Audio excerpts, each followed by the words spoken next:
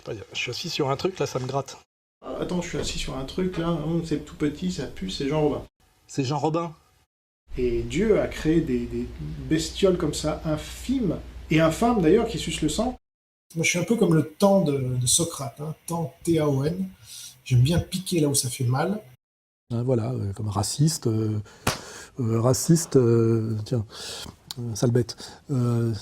C'était le fantôme de Jean Robin. Et alors moi, je suis allé voir le médecin, il m'a prescrit 10 jours d'ITT. Il n'y a personne qui a combattu plus Soral que moi. Bonjour Alain Soral. Bonjour. Bonsoir Alain Soral. Bonsoir. Bah écoutez, bonne continuation dans cette campagne. Les 500 signatures, ça se rapproche ? Soral, c'était de la merde, je l'ai dit dès 2009. Pourtant, tu lui as bien léché la raie à Soral. Bonjour Alain Soral. Bonjour.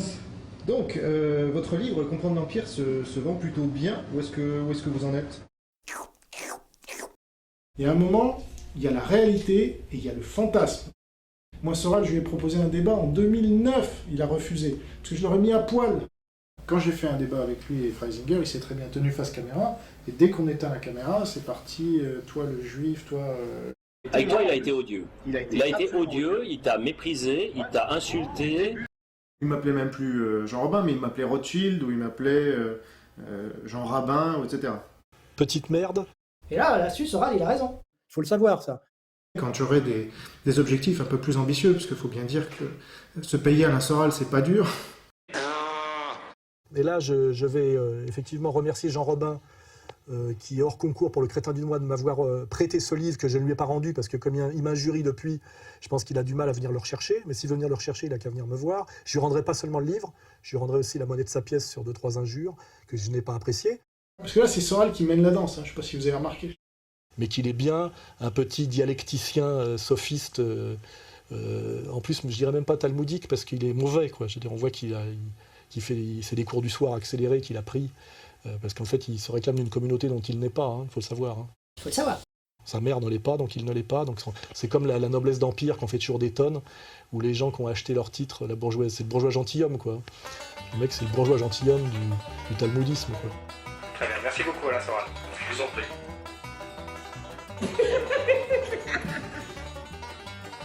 En 2010, Éric Zemmour est invité à Radio Courtoisie.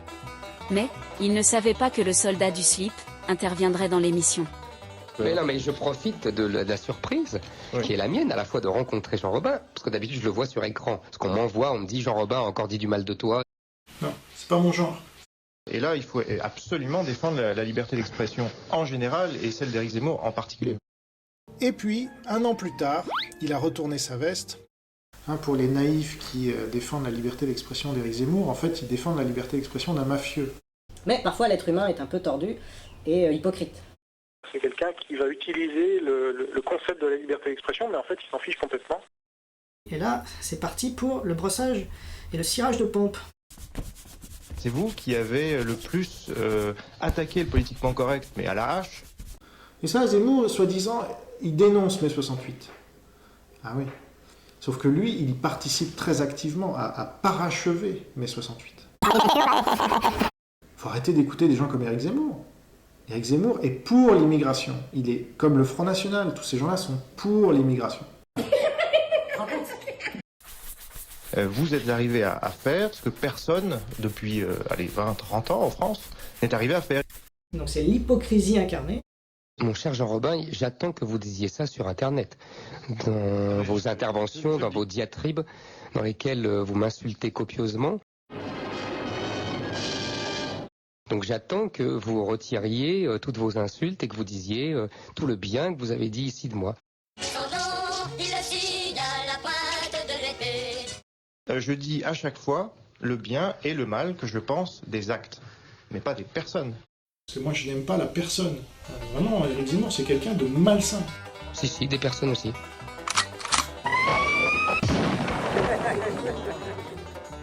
Quelques mois plus tard, le soldat du slip remet à Éric Zemmour le prix de la liberté d'expression. Alors merci à tous déjà d'être venus. Merci avant tout à Éric Zemmour. Quelle hypocrisie. Donc c'est le premier prix de la liberté d'expression. Première édition en tout cas. Et donc Éric Zemmour a remporté, ça vous l'avez compris. Donc Zemmour arrive en premier, puis Dieudonné. Je convie pas Dieudonné officiellement, parce que si je convie Dieudonné officiellement, personne ne va venir. Je monte un petit complot là, voilà, pour qu'il se pointe au plein milieu et qu'il coince Zemmour, parce que moi Zemmour c'est déjà mon ennemi à l'époque. Hein. On parlait je vous ai vaincu. Vous êtes second alors. Et moi je dois découvrir ça, donc je joue le jeu. Bon. Hypocrite, malhonnête, menteur, enfin il cumule là, c'est incroyable. Justement, avant Il est bien, que nous ayons un invité un peu surprise. Et celui qui m'a pris en flagrant délit de mensonge, il est pas né. Bah non. Donc Enquête et Débat, c'est un média sur Internet et dont le principal but est de défendre la liberté d'expression. Donc il y a un minimum de cohérence. Bah voyons. Demain, là, si je pouvais, je les dissoudrais, tous ces partis de merde qui font... C'est comme Zemmour, je le virerais tout de suite parce que lui, c'est l'alibi anti-islam du système. J'aimerais que nous fassions déjà 1 minute de silence pour cette liberté d'expression. Alors donc, je remets à Éric Zemmour son diplôme, qu'il a bien mérité. Voilà. Merci beaucoup. Éric Zemmour est attaqué par des associations antiracistes, quasiment toutes. Or, il est toujours à la télévision, et même très présent, voire trop présent, diront certains, dont ma pomme. Grosse colonne vertébrale, là. Ce type n'est pas fini. Ce type dit tout et le contraire de tout. Donc Zemmour est la personne la plus invitée de ces 15 dernières années. Et ouais, parce qu'il a du talent, il fait l'audimat. Non. Il n'a aucun talent, Zemmour. Tu me le mets 10 minutes devant moi, je le mets en PLS. Bah voyons. Très bien, moi, vous me mettez aussi souvent que Zemmour à la télé, je vends plus de livres que lui. Bah voyons. Vous avez raison, bah voyons. On sent que le quotient intellectuel est très élevé. Alors voilà, on est en direct avec Alexandre Cormier-Denis. Bonjour Alexandre. Il l'appelle par son prénom, c'est son copain. Bonjour Monsieur Robin, comment allez-vous? On n'a pas élevé les cochons ensemble non plus. Je suis ravi, alors c'est moi qui ai pris contact avec vous pour vous proposer ce débat. Franchement, on voit qui court après qui. Je tenais à dire que je ne voulais pas vraiment au départ faire ce débat. Ça m'emmerdait. Donc le gars est pas du tout charismatique.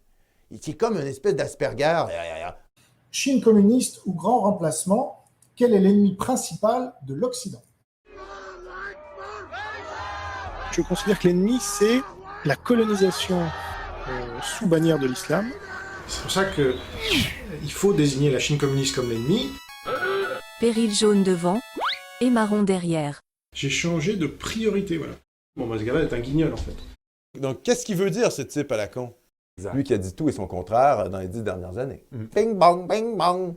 Là, c'est des millions de gens qui viennent depuis des dizaines d'années, qui s'installent, qui créent leur petit truc, qui se font financer. Je ne vous refais pas l'histoire, mais c'est ça l'histoire de notre guerre à nous, là.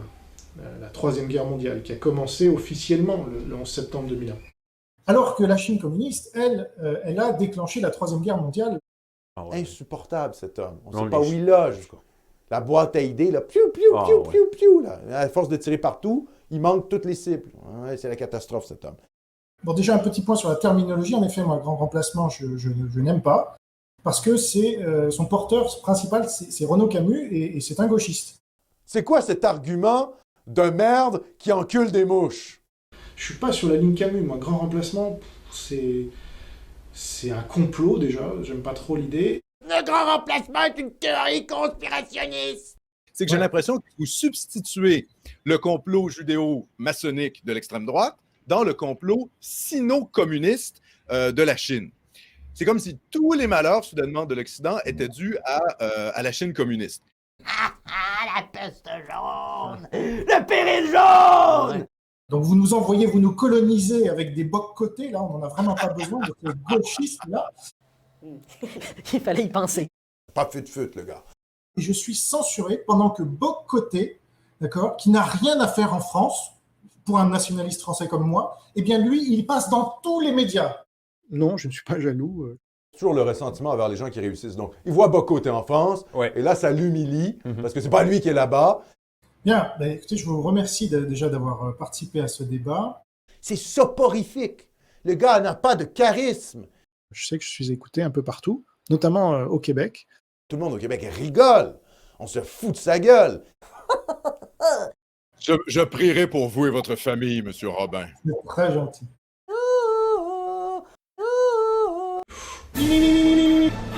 J'ai bien ri. Hop. Ok. Malade. Ouh.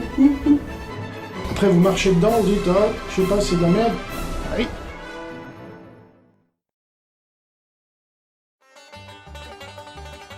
Là, il y a un moustique. Ouais, je tue. Non, il y a encore un. Bref. Un truc minuscule qui pue et qui s'appelle Jean Robin.